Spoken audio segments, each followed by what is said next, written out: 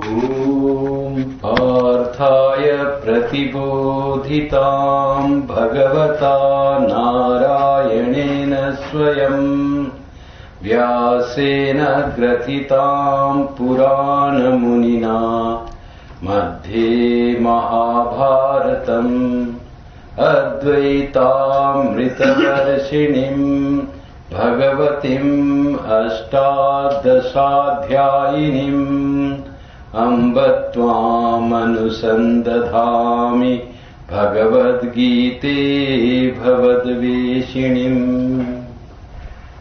I bow down to the Divine Mother Geeta, who is the giver of the knowledge of non-dual reality, which is like the nectar, taking us from death to immortality. Om.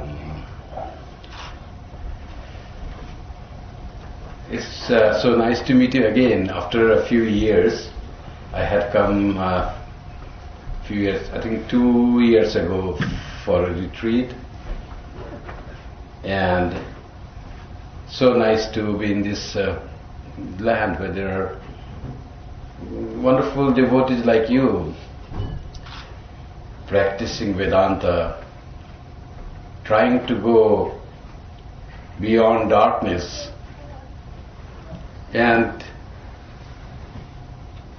thinking to help others to take beyond the state of suffering to joy. As Shankara said in Vivek Chudamani, the illumined soul, they take, having themselves crossed the ocean of samsara, they take others beyond the samsara, like the season of spring. And we are in the season of spring. Why he compared in the season with the season of spring? Spring just comes and the flower blooms, leaves come out, weather becomes nice, winter goes away. Spring doesn't have to do anything. Just by its presence all good things happens. So is the illumination or enlightenment.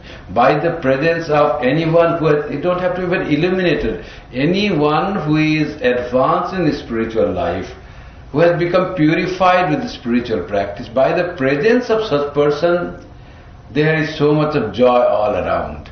There is definite aura, definite tanmatra that exuberates from that person's persona.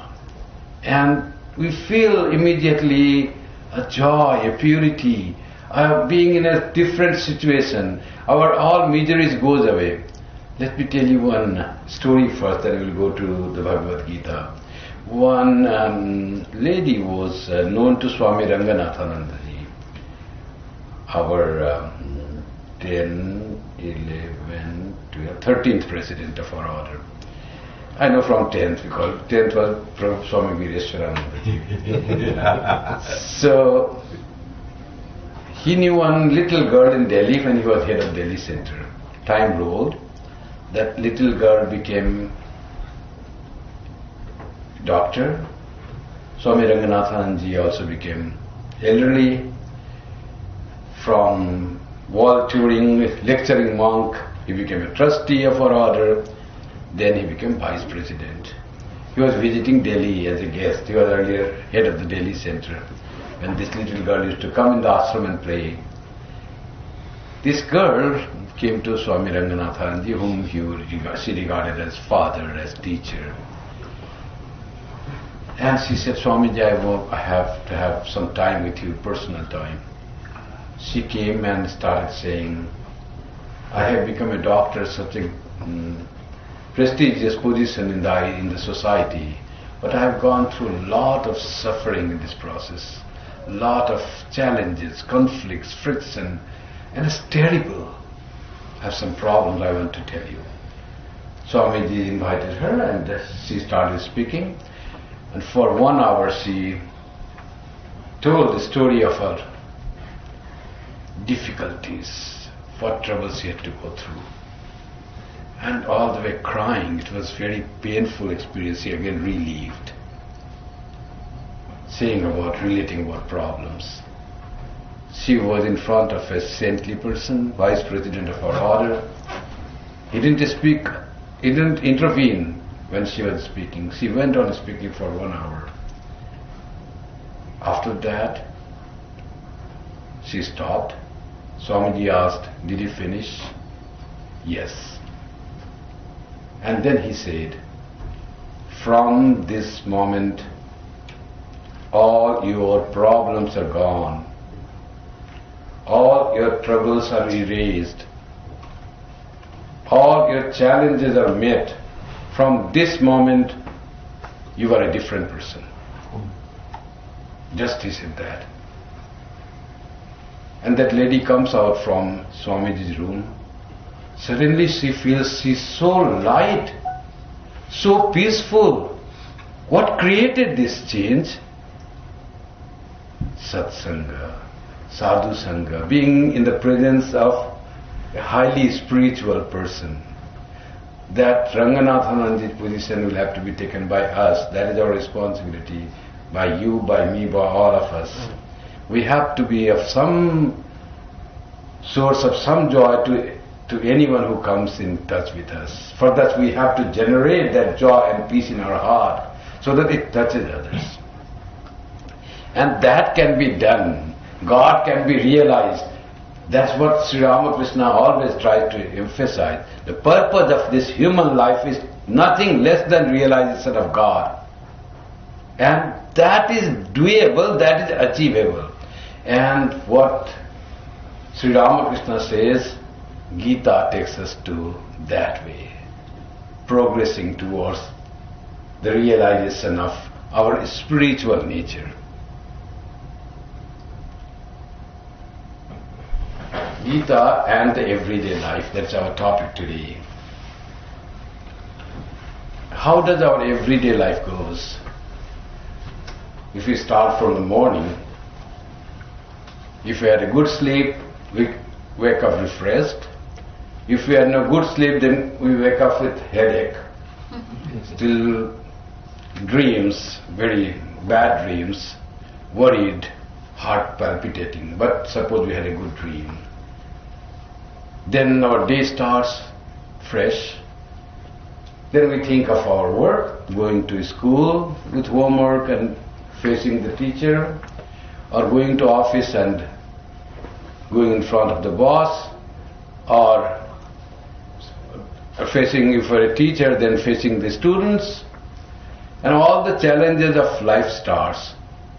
Hospital, doctor, bank, wherever you have to go, then you feel, oh, again another day. It is a Monday, it's not a Saturday. So it becomes always feels difficulty in the day. Worries start in thought itself. We clean up ourselves, have quick breakfast if you have time. Mostly we don't have time even for that. We have to rush, worried for the traffic, congestion, arriving late to the work, seeing boss, all these challenges start, worries start. Whole day is filled with anxieties and worries. And we are drained out, not by the work, but by the tension that the day creates to us. So that is our everyday life. Come back home tired, eat something. If we are mothers, then cooking thing and making thing that comes on after the whole day's work, it falls on us, and we start making, cooking, caring of our children.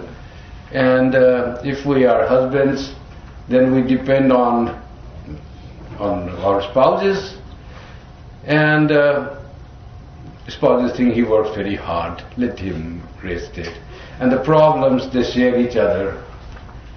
And if wife had some problem, then husband says, don't worry, all that will go. That person is like that. If husband has problem, oh, your boss is very rude person. Just he has to say something like that, otherwise there is no peace at home. You have to help each other by supporting the person. You don't know how this boss is, but you have to support your own spouse mentally. Give little temporary relief, eat something, watch some TV, news. Then also news also are mostly something that is terrible, the natural disaster, man-created disaster, something breaking, something dying, something like that. Again trouble, what is this happening in the world? And with that trouble we go to bed. This is our daily life. What is the role of the Bhagavad Gita in the daily life? Life goes on like that if we do not have the support of scripture, support of some higher values, higher thoughts. So this world, this life seems to be a terrible thing to live. Very difficult. There is no joy, joyless world it feels. But is the world really joyless? One person wrote in the Gospel, you'll find, "Hey Jagat dhokha tati." There is all bluff, deception in this world. No one is true. Looks like one way and behaves is truly another way. Hidden something in the heart, speaks something sweet through mouth. That is the world. So the world is full of deception. Dhokha tati. And another person said, no, the world is not all deception and suffering. It is Mojar Kuti. It is the mansion of mirth. There is so much of joy in the world. It depends on how we live in the world. What are our ideas? How we face the world? What our attitude towards the world? That makes our life either too suffering, tensed, or makes very light and happy, and we deal this life very joyfully. We live day after day joyful.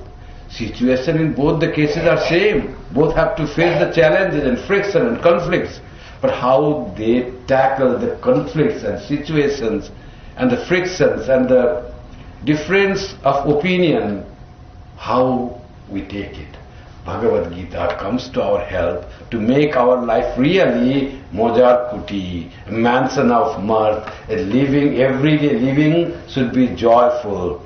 The world goes on like that. In that life, in that waves, we know how to swim well. We become expert swimmers, use waves in ocean, and then but we can go across this samsara. That's called samsara. We go across. That is the role of the Bhagavad Gita. Ranganathananji once was invited by General Chaudhary, who was governor of the state of Hyderabad, in province of Hyderabad, and what to have the conversation with this ex-military man, now have become in the part of the government, high position. So Ranganathanji was trying to find some topic of conversation. He is a man of religion, of peace. That man is always trouble. He suddenly, Ranganathanji saw one book on the table of General Chaudhary, and it was the Gita. Then it was easy for Ranganathanji to start the conversation. Then he said, "Oh, you read the Gita?" General Chaudhary said, "Yes, Swami, I read the Gita whenever I am in trouble. So I find peace through Gita." Ranganathan says, "No, Gita is not meant only to be read when you are in trouble. Gita is the eternal companion. Its teachings are for when you are in trouble and when you are in joyful. Gita, if you read, always there will be no trouble at all. So don't make it a troubleshooter, but make it your eternal companion." Kabir Das ji said in one of the verses very nicely, in suffering, when people suffer, almost everyone who believes in God, they remember God and pray to God. Dukha mein sumiran sab kare. When people are happy, they forget God. One person was trying to find parking in a busy parking area. So he saw there's no, prayed to God, "Lord, give me parking, I need to park car." All spots were full. Finally he found one. Then he said to God, "God, you don't need to do anything, I've already found."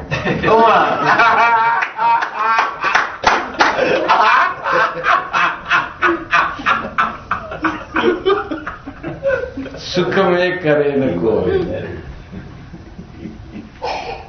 जो सुख में सुमिरन करे. One who remembers God when he or she is happy, good time, pleasant time, still doesn't forget God. So dukha kahe ko hoye. Such person will never feel any suffering in life, because that person is connected with God, whether happiness or whether suffering. And God is the one. Situations remain same. God doesn't change the situations, but He changes our attitude, our way of tackling difficult times, our way of behaving differently to the different person, and we don't feel the suffering. We know the technique of wading through the waves, high waves, and become an expert swimmer in this Bhavasagara, ocean of the world that they call. And that is the Bhagavad Gita. This gives us training, how it helps us. First, the Gita,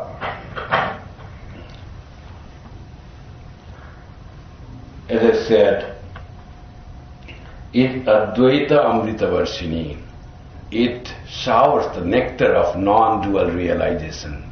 Non-dual realization is the highest knowledge, true knowledge, that all is one without a second.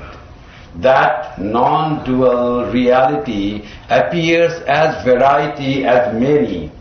That non-dual reality, which is my reality and the reality of what I perceive, that non-dual blissful reality. Reality is blissful, reality is awareness, and reality is never-changing truth.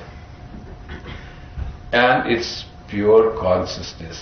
That reality appears as good and bad, as friendly and inimical, as agreeable and disagreeable. But reality is one, it just appears to us. And how can we find that reality, that blissful reality that is present and pervading everywhere, in every being? How will you find? Gita, Advaita Amrita Varshini. To that Gita, oh mother, it is like a mother who gives us solace, who gives us nourishment, who removes all our suffering. A child comes from school troubled with some other baby or some other problem and didn't get good marks, comes to mother crying, "Mother, I did this bad, or I fought with another person, or my teacher was not very kind to me, rude to me." And mother takes away all her his or her problems. That is mother, who protects, who gives peace, who nourishes, who takes all the care for her baby with tremendous love, more love than what she has for herself. That is the love for Atmaja or Atmaja, one who has oneself come in the form of offspring on the child. That's called Atmaja, self-born, self-produced. That's the word for our children. Children is the person himself or herself has become another person. So this one self has become two. That's why there is so much love. One boy comes and says, "My teacher was very angry with me." Then mother said, "What happened? What did you do?" "I did nothing. Mother asked me a question, and just I again asked to clarify. What teacher asked a question, I just asked another question to clarify her question. And she became so angry on me, she became so rude on me, I don't understand." Then mother asked, "What question did she ask?" "Oh, she put a ruler to me and said, at the end of this ruler, there is an idiot." I just asked, "Ma'am, which end?"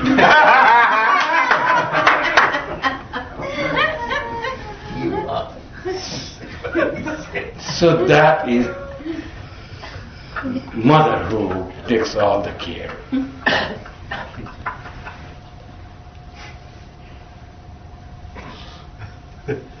The Gita is like the cream of the Upanishad. Upanishads are our basic scripture. Our basic scriptures are three fundamental, who Vedanta creates the Vedanta. The foremost is the Upanishad, part of the Vedas. Upanishads are in fact the Vedas, the Jnana Kanda of the Vedas. Prasthana Traya they call. Prasthana, they take us to enlightenment. Three books that takes us to enlightenment. The Gita, the Upanishad, which is called Shruti Prasthana. Then there is Brahma Sutra, which is called Nyaya Prasthana. Brahma Sutra is the philosophy that is derived from the Upanishad, written by Vyasadeva. Upanishads are not created by human being, revealed truths. Brahma Sutra is created by Vyasa, logical exposition of the philosophy of Vedanta. And there is a third of this book which will take us beyond ignorance, Prasthana, third of the Prasthana Traya, and that is the Gita called Nyaya Prasthana. Shruti Prasthana, Nyaya Prasthana and Smriti Prasthana. This is called Smriti Prasthana. So these three books are fundamental to us. So it is like the Upanishads, in fact cream of the Upanishads. Beautiful verse that you know, that Sarvopanishado Gavo. All the Upanishads is like a cow. Cow yields milk. The essence of cow is the milk. The thing that is most useful for us is the milk. For children, for human beings, is the milk. Sarvopanishado Gavo. And who milks that cow? Dobdha Gopalanandana. The Krishna is the milkman. He milks that cow. Cow means Upanishad. Partho Vatsa. What is Arjuna? Arjuna is the calf who induces cow to give milk. Without calf, milk doesn't happen. In India, you know how they do. Not like here. They have cow, they put it, and when cow starts sucking some milk, that there is a reaction in the milk, and the milk starts flowing to the udder. So that Arjuna induces milk to come from the cow. The cow is Sarvopanishado Gavo, Dugdha Gopalanandana. All Upanishads are the cow. Sudhir Bhokta. And for whom is that milk? Cow, that calf is put aside, milk is then milked, cow, and then the milk is distributed to the people.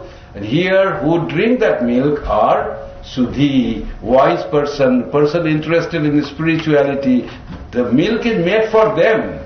The Krishna brings out the milk that is for the people who are really interested through ages to come. Arjuna was not the real intender to whom the milk was to be given. Arjuna just induced the milk to flow, and milk was meant for the real people who really want to drink. Sudhi, wise persons, spiritual seekers. And what is the milk? Dugdham Gita Amritam Mahat. Gita Amrita, the nectar of the Gita is the milk. So Gita is the milk, Upanishads are the cows, Krishna is the cow, the milkman who milks the cow, and Arjuna is the calf who induced the milk to flow. But milk was meant for whom?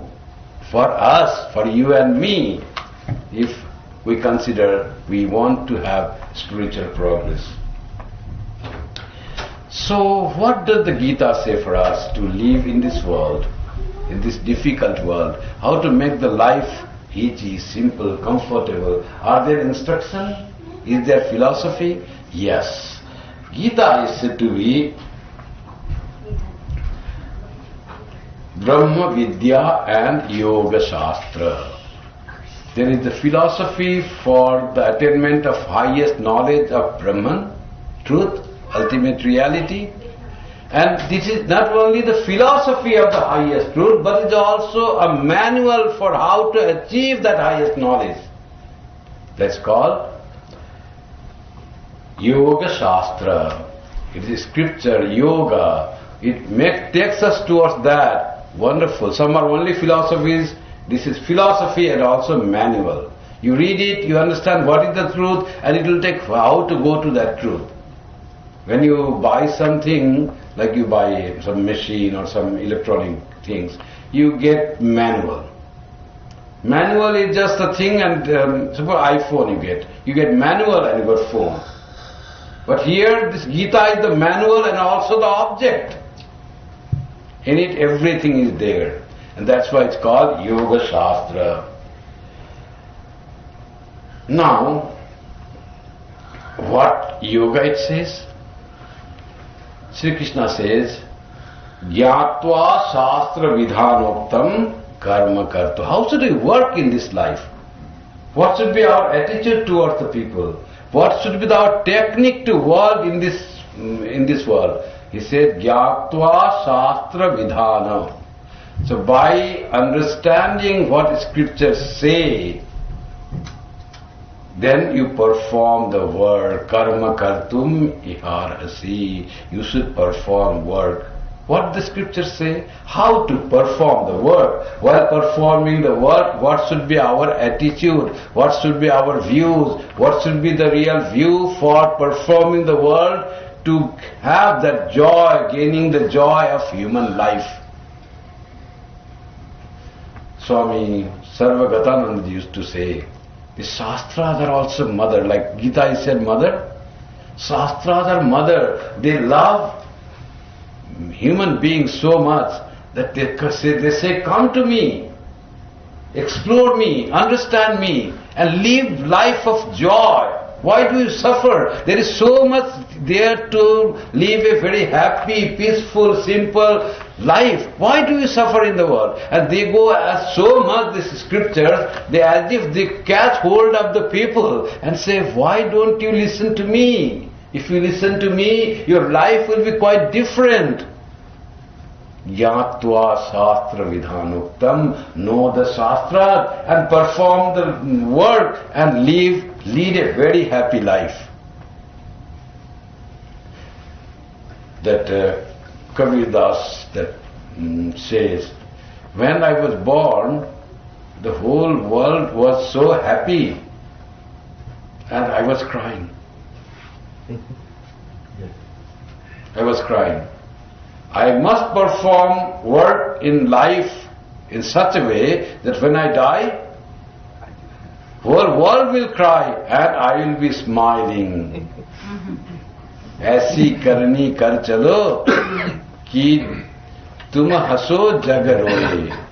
What is that action? When you can live happily, one who can smile whole his life, that person alone can die with smile. If we live crying whole life, we will die also crying. When we can live whole life cheerfully, happily, peacefully, we will die with smile, cheerful death. Nobody's lived a good life by the grace of God. So that should come to us. That will happen if we follow the teachings of the Gita. Understand the meaning of the scriptures, follow that. So what scriptures? It says, Geeta Sugita Kartavya Kimanyat Shastra Vistarahi. Learn Gita. What is the need to understand other scriptures? Make it thorough, make it practical, practice what is taught in the Gita. No need of reading any other scriptures. Vedas, Bible, Quran, you don't have to read anything. Follow the Gita. The Gita itself says. Because it is the very cream of the scriptures. What does it say? It says, you have to work in the world. You cannot avoid work because it is difficult. You cannot stop going to school because you get bullied by some other friends. You cannot stop going to your office because there are some difficult people, you cannot face them. You cannot stop going from the hospital because so much of pressure of work there. You have to work. When you are born in this world, you are born in the ocean of this world, you have to face the waves. You cannot say, I will not swim. You have to swim in the world. Face the waves. That is what we are meant. If we refuse to work, we cannot survive, we cannot live. Sri Krishna says in the Geeta that Sharira yatra pichate na prasiddhed akarmana. You cannot live without work. There was one person was saying today, I learned Hindi from a movie. They were talking about the languages. What movie? When Hati Mere Sati. That was the first movie I saw, was during that time, and I learned Hindi from that movie. There is one nice song in Hati Mere Sati. Duniya mein rehna hai to kaam kar pyare. If you want to survive in this world, you have to perform work. There is no other way. Geeta says the same thing. If you have to live as a human being, you have to work. You cannot avoid work. Work has to be performed. Now, how to perform this work with this terrible working system, which creates suffering, tension, anxiety, bondage, that work becomes a means of freedom, means of joy. How can it be done? That's what the Gita wants to say. It's like how to win friends and influence people. Like that. How to make this life joyful and peaceful and happy. This is what the whole Gita is all about. And the Gita says, in the Upanishad also it is said, Kurvanneveha karmani jiji vishet satagam samaha. When we are born in this world, our lifespan allotted, not one life during Upanishadic time, see, so many thousands of years, 7,000, 10,000 years ago, they had said human beings' allotted life is 100 years. If you want to live 100 years, you should live while working, while being active. That's what it is said. Kurvanneveha karvani jiji vishet satagam samaha. Then how to do that? Sri Krishna said, Yogastha kuru karmani. You have to perform your action being established in yoga. Now yoga and yogi are very many times used. What is yoga? Swami Vivekananda, the greatest contribution, they say, are the 4 yogas that he created, wrote about that in the West. In America he came, worked for his work lifespan, his greatest contribution is of 10 years. From his age 30 to age 40, just before 40. And in that he gave so many lectures, out of that was created 4 yogas. Yoga is something that connects us. Yoga to unite. Unite to whom? Unite to that peace. Unite to that joyful attitude. Unite to that position of truth. That is called yoga. Truth, peace, bliss are the 3 names of the same state. You call it God, you call it truth, you call it spiritual awareness, you call it the knowledge of Atman, it is the same thing. Yogastha kuru karmani. How to perform the yoga? Sangam tyaktva, he says. Give up attachment. Attachment brings expectation. Don't be attached and don't expect from this world. Our all problems come from expectation. We do something and we expect something for us in a personal way, selfish way.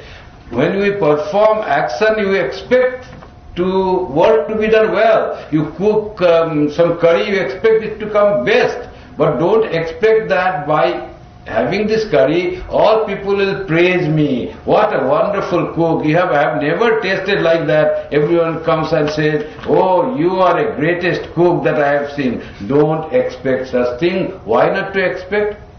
You will suffer. That expectation will bring you suffering. Why will it bring? Actually, I tried best and I cooked so beautiful. Because all will not praise. Two persons will praise, one person will perhaps not praise, that person will say, no, its flavor is that good. I didn't like your curry today. All your joy is gone. Don't expect from anyone. No praise is expected. Expectation brings bondage, brings suffering. But you want to make your food best as you think it will be made best. You go and treat the patient, you want patient to be healed. That is not expectation. You want praise from the patient, you want articles to be written in the newspaper, you want your face to be shown in the television. That expectation brings suffering.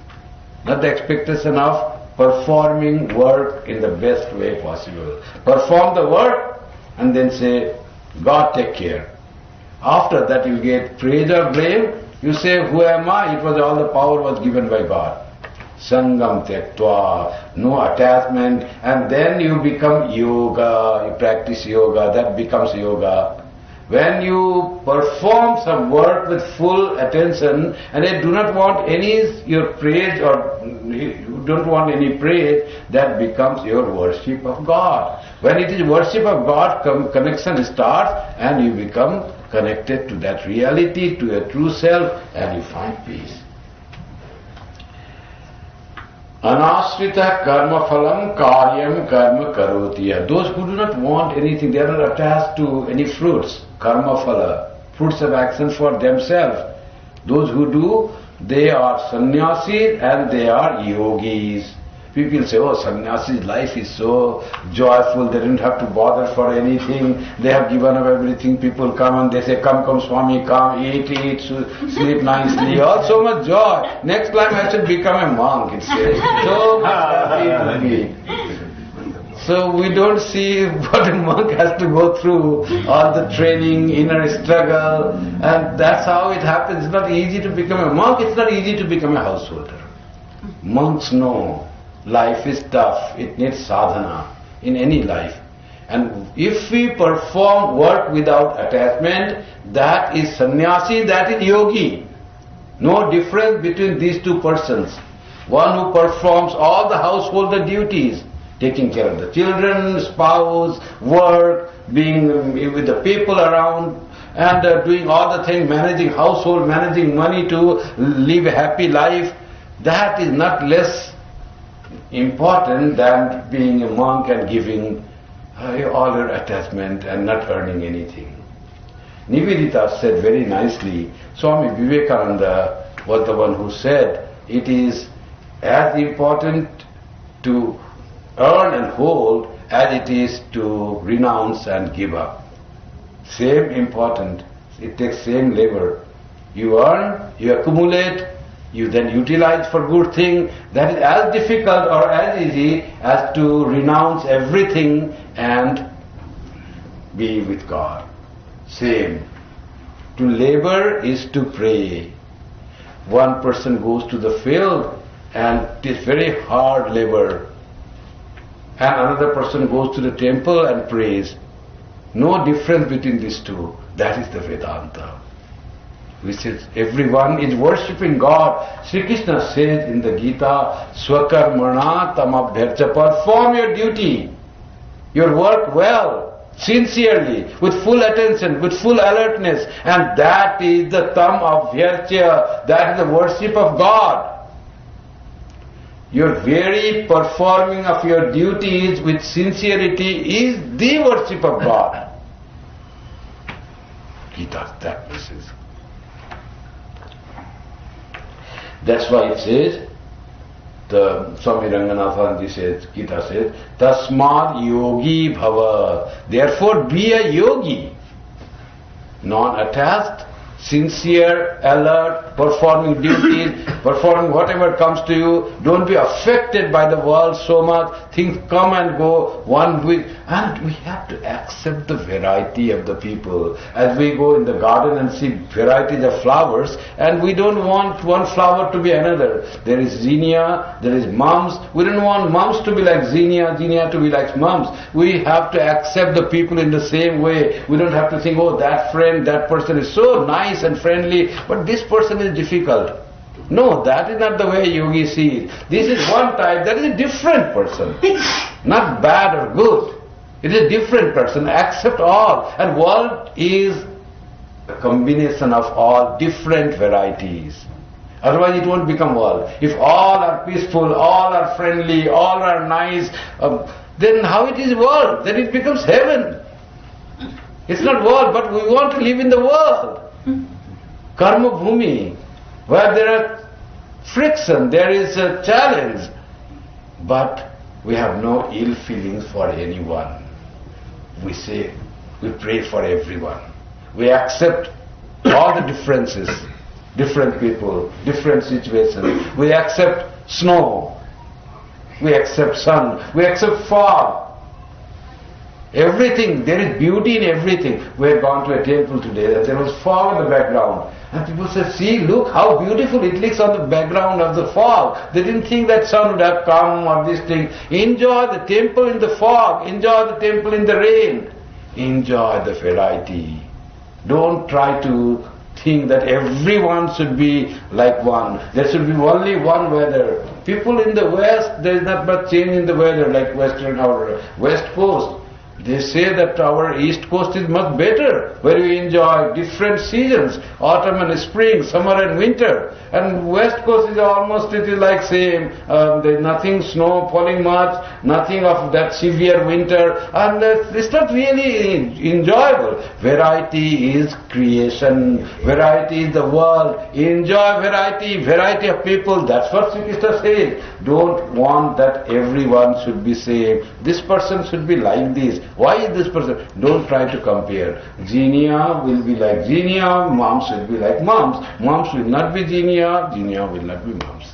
Like that, if we think and enjoy the company of different types of people, it can be done. It can be done.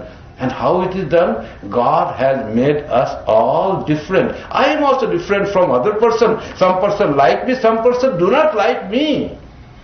That we have to understand. I am not likable to everyone. I think I am very good and everyone likes me. I am the best. But this person's behavior is too much talkative, too much it brags a lot about herself. But I am so good, I don't do. Ask other person, they will say, you are not less bragging people. So we are not different. Swami Vivekananda said, if you are so different from others and you are so great and so ennobling than others, you won't be in this world. You will be in the same boat. When we are in the same boat means we have something good, something bad. So accept this yourself also like that and enjoy the company of different kinds of people. Accept the people as they are. Accept the situation as they come. That is yogi. Go to the airport, plane is 4 hours late. And then you go to tarmac, rain falls, and then 2 hours late. And you are sitting, what is this? Today weather is so bad, grumping and saying, that doesn't help. Accept the situation, it is not created by you. Accept, okay, you come back and you couldn't fly that day, something will happen and you didn't happen that day. But that's how the acceptance of different situations come. And that is yogi. Not affected, not ruffled by anything. You become so strong that no one can change you.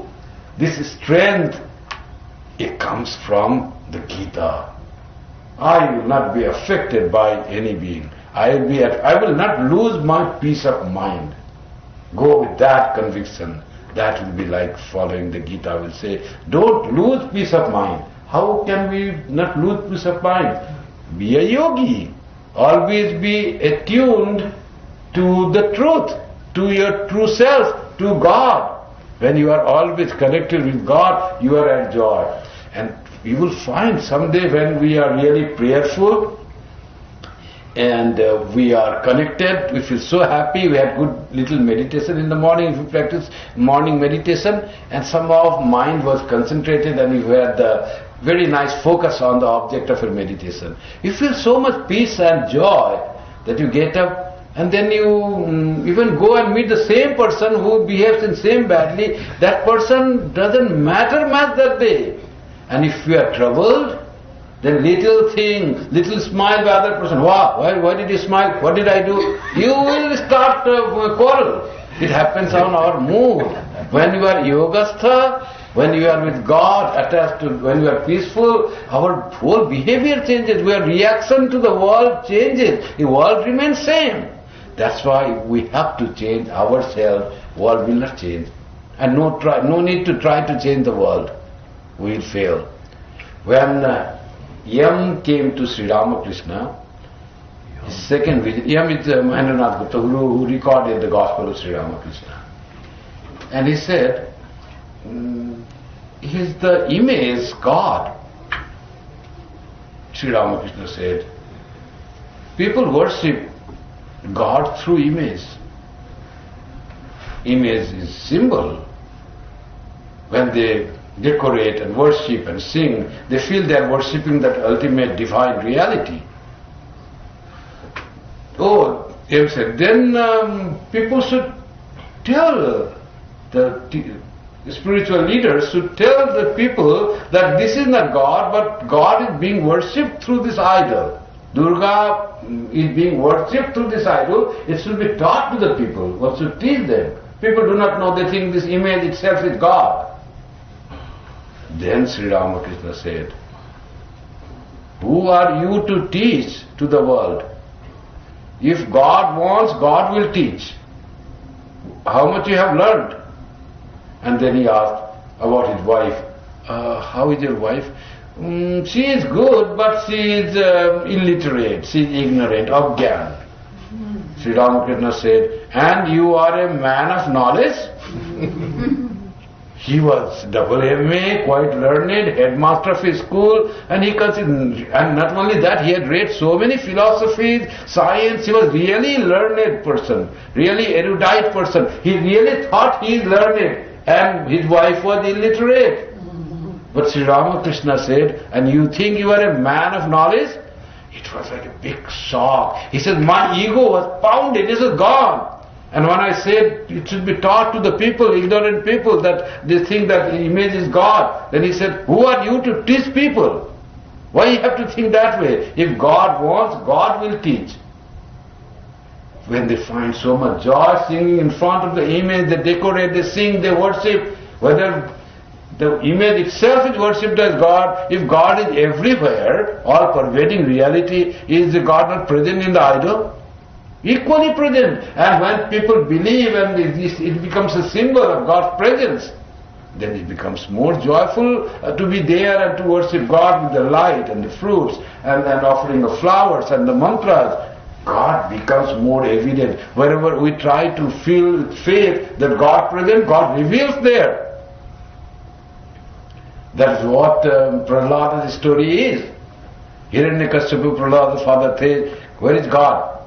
He is everywhere. Is God present in this pillar also? Yes, when it is He is everywhere, He has to be present everywhere. He broke the pillar, really God came out from that. God is present everywhere. God is more manifested in the place where we have faith and we worship God, and many people think, and God really is present in the idol. So Holy Mother used to say, Chaya Kaya. Photograph is the shadow. It is like the person itself. That's why we worship Sri Ramakrishna, bow down to the picture of Sri Ramakrishna. We feel the presence of Sri Ramakrishna. People feel when their mind is happy, they feel, oh, Sri Ramakrishna seemed to be more happy today. When I bowed down, he smiled, he blessed. We feel that way. It is our experience that happens. So was he not present there? Then how we felt that? We had all the experience of divine presence there, and it comes from faith. So Geeta says that, Yogastha, Tasmad Yogi Bhavarjuna. Now how we can become yogi? He says, Sama Satraucha Mitrecha. Be established in equanimity.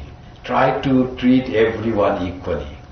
When mother says, this Sharat, Swami Sharadananda, Brahmagyani Rishi, is my son, I love him. And I also love, equally I love Amjad, who goes to the jail by doing the dacoity. I love him also equally.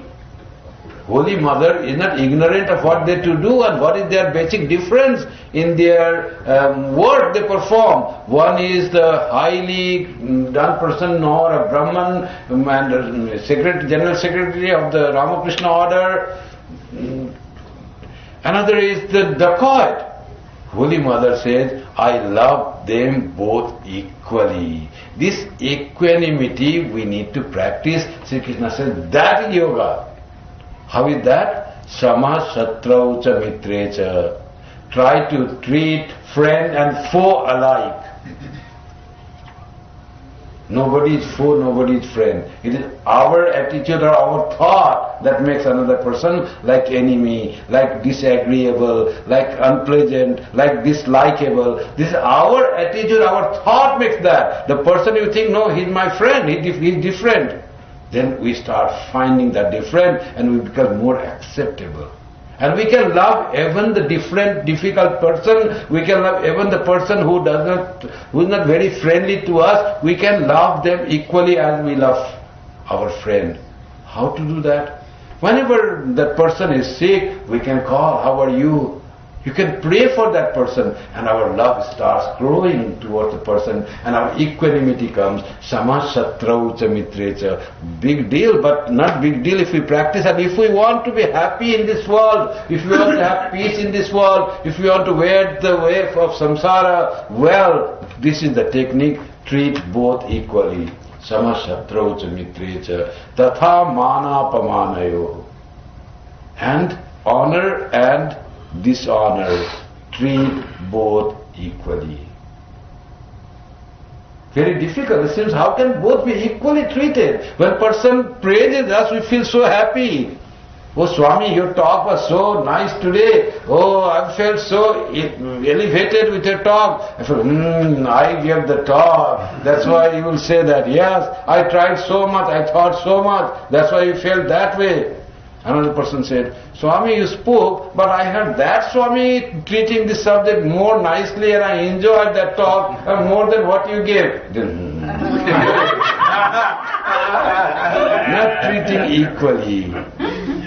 How can we be equal in honor and dishonor? Don't accept anything. Give all credit to God, discredit also to God. I tried my best, rest is God's. Whatever God has given, that power. Who am I? This brain, this mind, this whatever I have belongs to God. I have nothing. I am that Atman that resides within me and that is the witness. That is nothing, I do nothing. It is all this nature is doing. This body, this mind, this intellect are all parts of the nature. So nature is being praised. And why do you take on yourself? You did nothing. Don't accept anything. If praise or blame comes, or after doing that, say, Lord, it is what you had given, I try to just give that. In Bengali they say, Ganga Jale, Ganga Puja. When you worship, you offer water to God. For washing feet, for bathing, like that. There is the worship of not only the deity or the yantra or the flower, worship of river also. Hindus worship river and the trees and the stones. There is the worship of Ganga. Now, while worshipping, you need water. So from where you get water? You take from the Ganga itself and then you offer to Ganga. The Ganga's thing, very water, you offer to Ganga. Like that, God's thing you offer to God. So whatever God has given, by that you try to cook a nice food, write a nice article, wrote a nice good thesis in a PhD and offer that all to God. Lord, by your grace, this all has been done. Please accept this. It is all, you are the real doer. People think I am the doer. I don't do anything. It's all by your power the thing has been done. Then you don't take any praise or blame. Then you try to become equal. Shitosna sukha dukkhesu. Not even be equal to heat and cold. How can you be equal to heat and cold? Cold is so terrible, heat is so joyful. Summertime, go for picnic, go for this place, so green everywhere. How can this be equal? Equal means accept those both. Accept summer, accept winter. Don't say, oh, again snow, it's not going, it's April, it's still so cold. Don't say that, it happens even May, even June there can be snow. Once Swami came from India and went to Swami Sarvagatanandaji. First came. And that year it was snowing in May. So he had heard that after April it's good weather and summer comes, snow all melts and no snow. But that year it was snowing even in May. And he said, Swamiji, it's so unusual this year. Even in month of May it is snowing in Boston. Swamiji says, you see, in this month it may snow or it may sunshine, it may be windy, it may be rainy, it may be warm, it may be cold. That's why it is the month of May.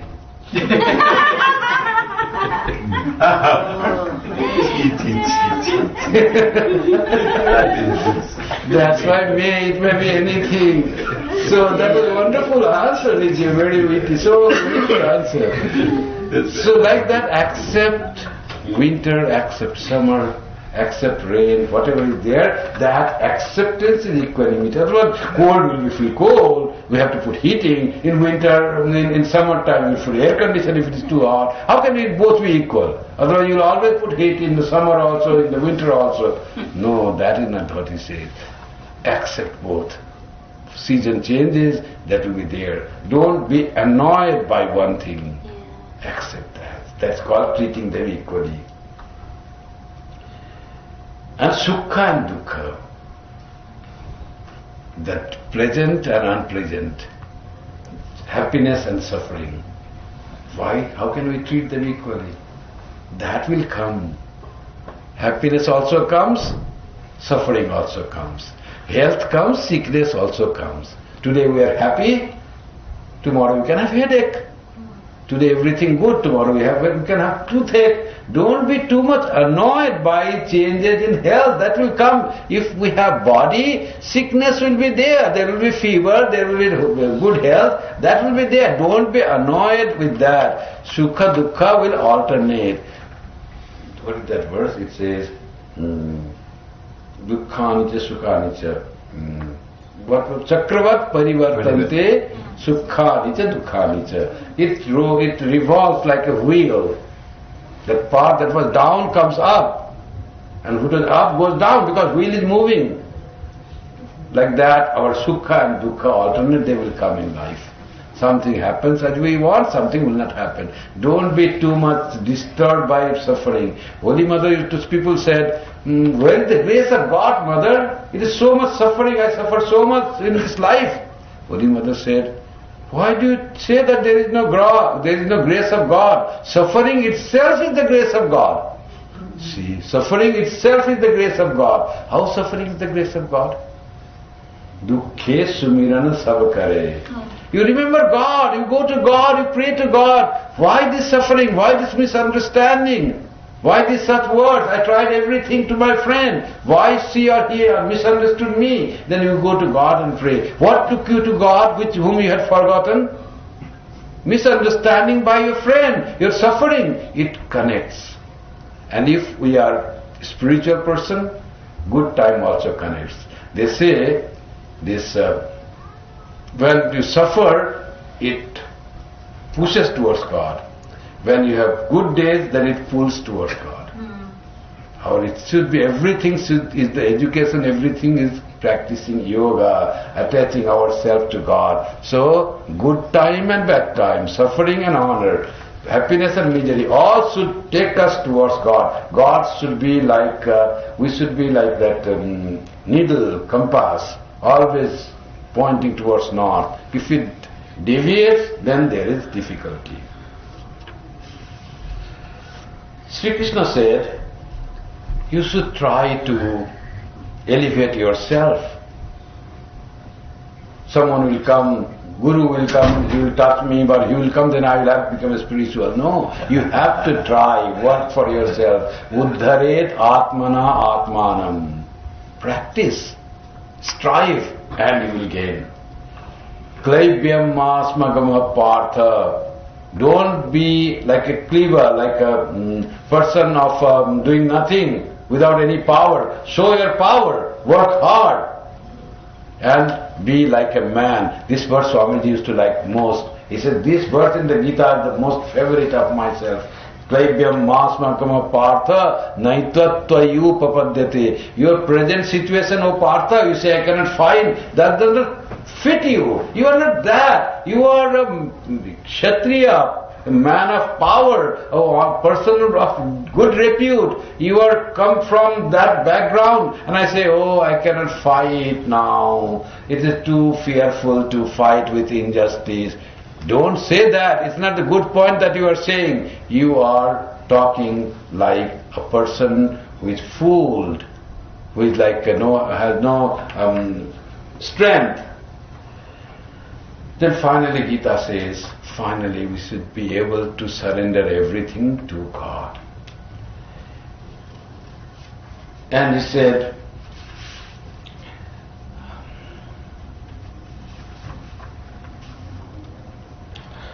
said, try to connect every work that you do with me.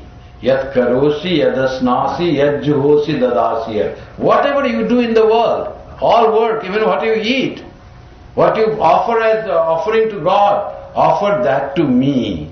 Whatever you eat, let it be offering. Whatever you offer to a charity, that also it should be offered to me. You say give some money to your the person who wants, but that is real offering to me. God says, whenever you do something good to another person, that is really worship of me. Think of God. When you do, the God is pleased with my work. Connect with God. How is God pleased? Offer to Him anything with love. Patram, puspam, phalam toyam. What to offer? A leaf, a flower, a fruit, I accept all. Yome bhaktya prayachati. Only one thing you need to do, it has to be done with love. If you don't have love and just give, then it becomes mechanical, it has no importance. What I accept is love. Swami Sarvadevananda ji did one very nice explanation, you might have heard from him. I heard from Swami Harinamananda. He was quoting Swami Sarvadevananda's story. Someone asked him, Maharaj, we offer fruit to God. Does he accept? Does he eat? Because what we give, that we bring after a few minutes. So what is the meaning of offering? Does he eat? Swami Sarvadevananda said, you have given some children some toast with jam and jelly smeared on it, spread. And you give that, what do kids do? They first don't eat the whole bread. They lick that sweet jelly. That is very tasty for them. God is like that child. What you offer with love, God takes all your love. He licks the love that you have offered with the fruit.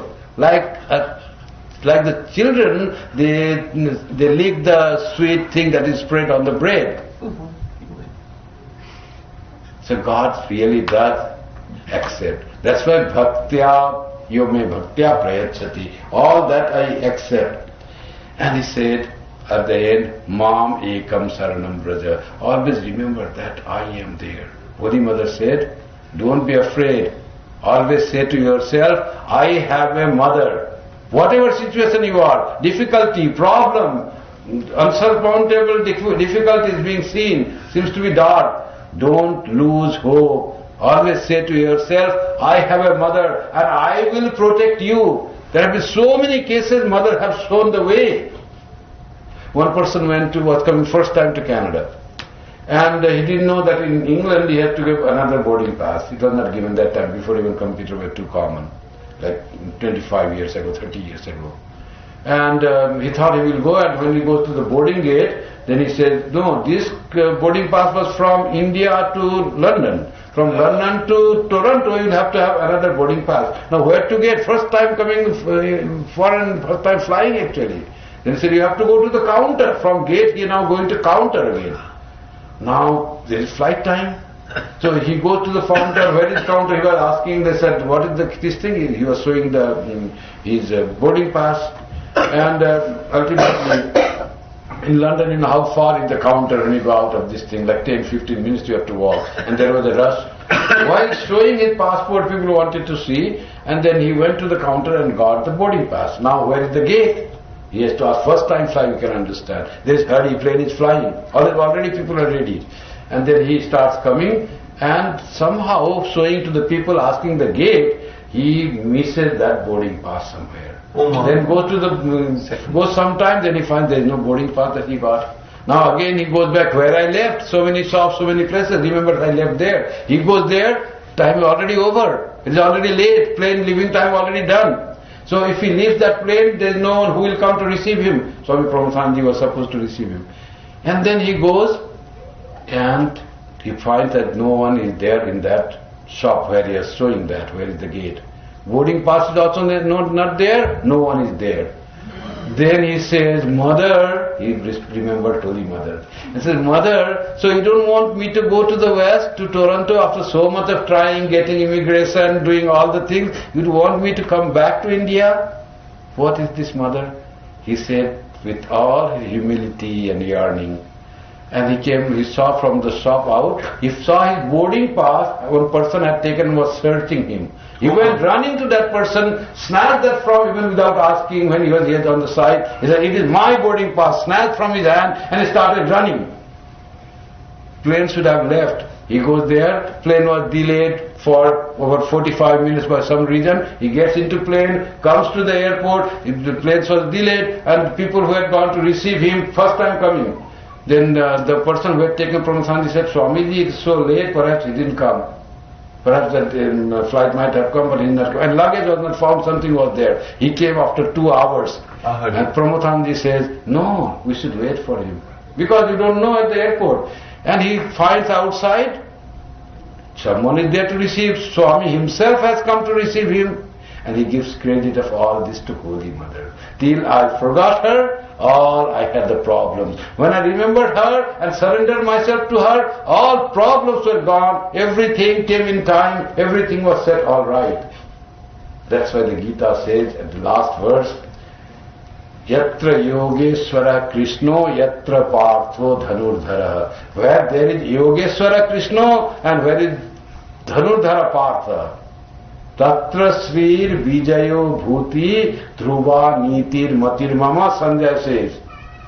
Wherever there is Dhanurdhara Partha and Yogeshwara Krishna, there is success, there is prosperity, and that is my firm resolve. That is my firm conviction that will happen. What is this Yogeshwara Krishna and Dhanurdhara Partha? Yogeshwara Krishna is our purified mind, purified heart, and Dhanurdhara Krishna is our strong hands. Action and contemplation. Wherever these two are there, there will be success, there will be prosperity, there will be peace and happiness. We need to do that. Action and contemplation. Prayer and word. When we do that, both, that is the message of the Gita. Work hard, be unattached, love God, meditate, pray, be connected always to God, treat the world with IF and equanimity, treat all as not difficult, treat all as different, and accept everything, and you reach the goal. You live happily, you smile, you make others smile. You might have seen that when someone smiles, the person comes, that person starts smiling. The goodness, the cheerfulness is contagious, like the flu. Yes. It is contagious. If you are happy, the person coming to you feels happy. You smile, the world smiles with you. They say, when you laugh, world laughs with you. But when you cry, you are the only one crying. Yes. So smile, lead your life wonderfully. And as Kabir said, when you die, then you say, I'm satisfied, grateful to you, Lord, but when after I leave this body, you must come to take me. You must be there, and God comes.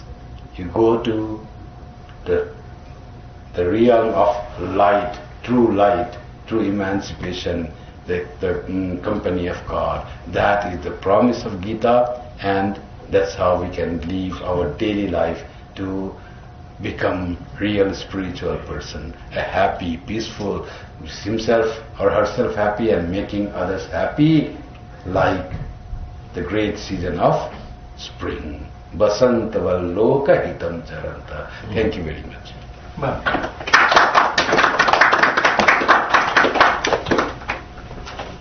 Some questions. We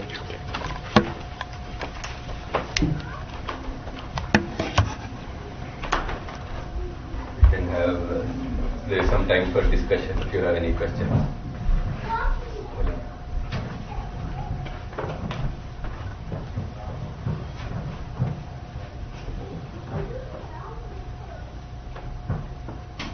I have a question. Yes. This works? Yeah. Swamiji, I think I understand what you're saying about changing yourself because you cannot change others, but it is very difficult when people hurt you. Can you speak a little bit more when it's difficult for you to change yourself when you're focusing on what is wrong with the other person? They say we get hurt mostly with two things. One is comparing and another competing. We compare with others, that person is getting more opportunity than myself, and we try to compete and excel others. When we are hurt by others, this hurt we take because we are not able to make honor and insult with equal eye. We seek always honor, always good words, or our hurt is from bad words, misunderstanding. We are not able to accept that there will be misunderstanding in the world. People will not always that is a game of the life, misunderstanding. It comes with patience and it goes again. That happens. If we are able to accept that, if we ourselves don't react to that, somebody misunderstands us, then we say something, then difference comes in us. They say, why people are angry, why people shout when they are angry? They are very close, they start shouting. The mild words also could be heard. And the answer this one person gave is that though they are very close, but when they are angry, they mentally become very far away. They are not close at all. So they think that this loud voice comes. So when we are hurt, we have to find out why I got hurt. Was I expecting something from that person and I didn't get? Then if I was expecting, I should not expect. And how did I react when I was hurt? Did I also try to hurt that person? Or did I have the quality to forgive another person who was doing wrong by his or her own compulsive behavior? There are many people who have compulsive behavior. They do not know how to talk. By that, their compulsive behavior, why it should affect us so much? So we have to introspect of our feeling of hurt. And when we are hurt, we can ask this question to ourselves. And the best way is to pray. I feel hurt. Lord, take away that feeling of being hurt and make myself peaceful. And if one side is peaceful when there is hurt, other side will also gradually understand. So it will take time, but gradually understand. You see, there are beautiful stories of Kalipada Ghosh. Kalipada Ghosh was Sri Ramakrishna's disciple, and he created a lot of problems in house. He was drunkard, must be all problems because of his too much drinking and abusive. And then his wife was very unbearable. What should she do? She went to Sri Ramakrishna and asked for some solution. What should I do? I'm too much hurt from my husband. Can you do something to make my husband right? Sri Ramakrishna sent her to Holy Mother. Holy Mother gave her a willow leaf and gave some mantra and said, repeat this mantra every day and pray to God for her husband. She started doing prayer with perseverance. You know how long? For 12 long years. In 12 years' time, then Kalipada Ghosh comes to Sri Ramakrishna. Yoga happens. Sri Ramakrishna takes away all his bad qualities. He starts loving Sri Ramakrishna. He starts giving up her drinking habit. Finds joy in prayer, in company of Sri Ramakrishna. The person changes. The household thing being smooth, and everything is gone. See the perseverance of the wife of Kali for the Ghost and her prayer. It has effect. Prayer, you can pray to the person who has hurt you. That if sincere, it will have definitely effect. And yourself should be not hurting that person. And that person will realize, after all, goodness is there in everyone. By our mind not being purified and goodness being covered with all those things, that covering is hard, and when that covering will melt, the goodness will come. Even from very difficult person it happens. So the feeling of being hurt has to be neutralized through our prayer, through our overcoming of feeling of ill feeling towards that man.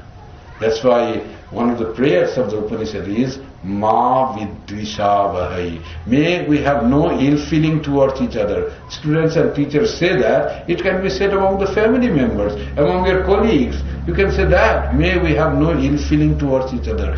We again don't know about other person. May I have no ill feeling towards other. That person may hurt me, but I should be good to that person in my thought. If you can overcome the feeling of hurt and have good thought and prayerful thought that person, you will find your feeling of hurt gradually melting away, wearing away, and you'll have a good thought for that person. Now this malice has to go from your side. And when you are not hurt, you have the good feeling for that, you will find that reaction being reflected on from that person. That person will also may feel by God's grace, oh, I did wrong, I should ask forgiveness from you. And the relationship can become good. God willing. Yes. I don't need that. Maharaj, when I am suffering for too many things, shall I blame to God or not? Shall I mad to God or not? Shall I ask Him why you are giving me too many suffering? This question is right or not? Can you tell me? Vedanta says God is not responsible for our suffering. Vedanta says we are responsible for our suffering. We suffer because of ourselves. So when it was asked that how to get resolved with the feeling of being hurt. So I didn't say God gave you hurt. God gave that person so bad. It is our own feeling that makes us suffer. Our own karma. And that karma can be neutralized through our wisdom. Karma can be neutralized. That suffering will not be there. There is a beautiful song by Rabindranath Tagore who says, when I forget you, O Lord, even a little pain seems to be the mine of pain, deep pain. And the thought of death becomes real fearful, scary death. But when I think of you, death doesn't matter much, suffering becomes very negligible, just that by my connection with you.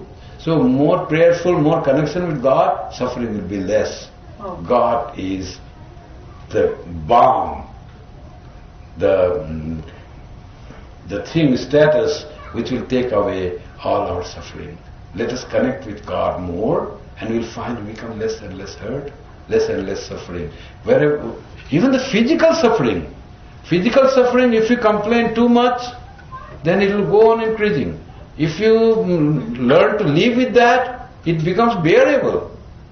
Swami Shivananda ji used to have sleepless night, whole night due to asthma.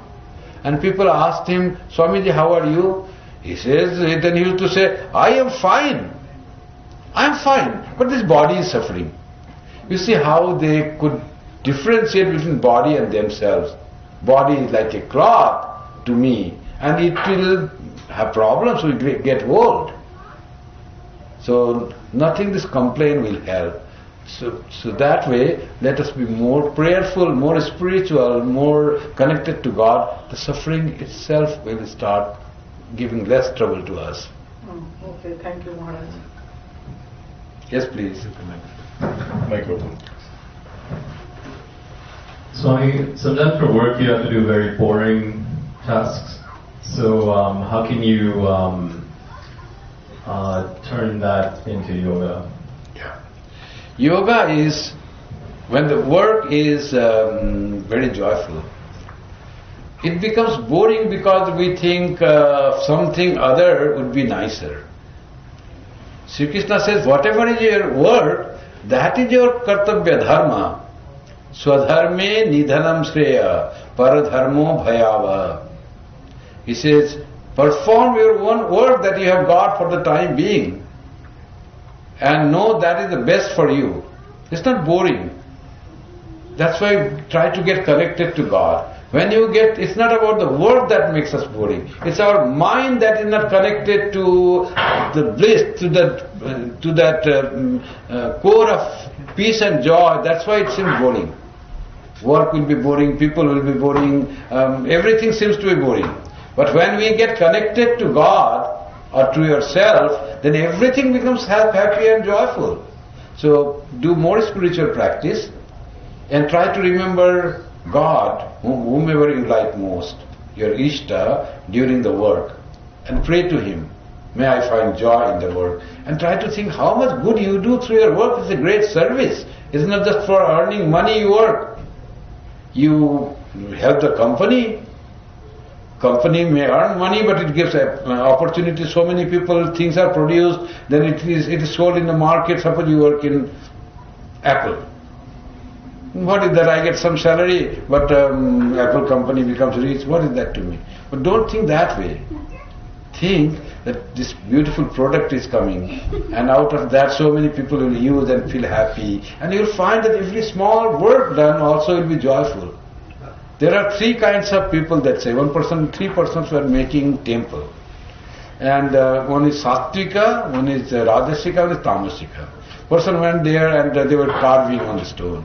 Person was working and carving, and he said, what are you, how do you feel while working?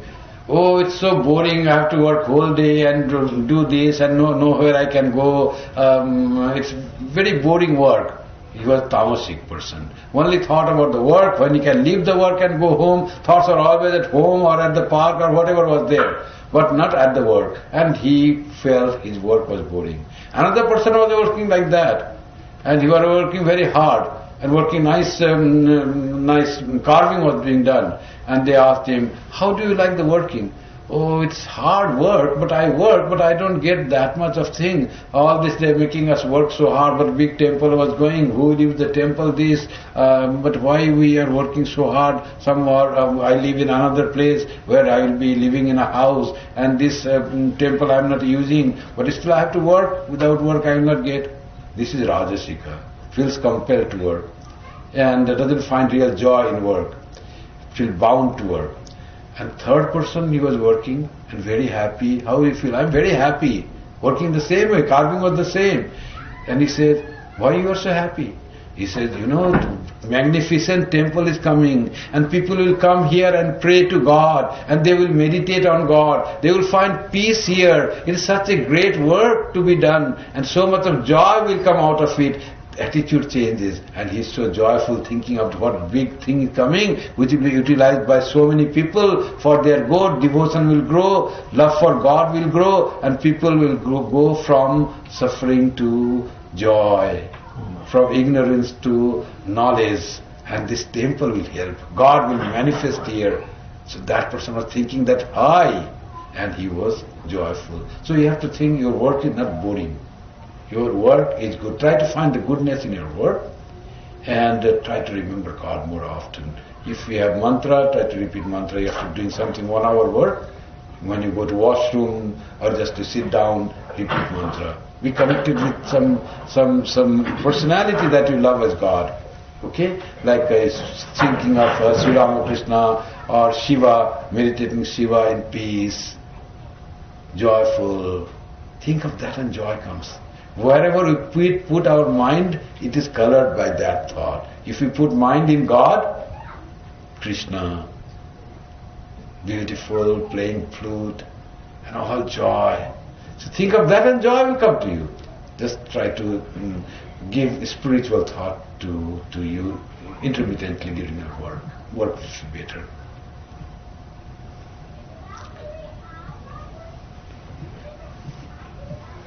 Yes, please.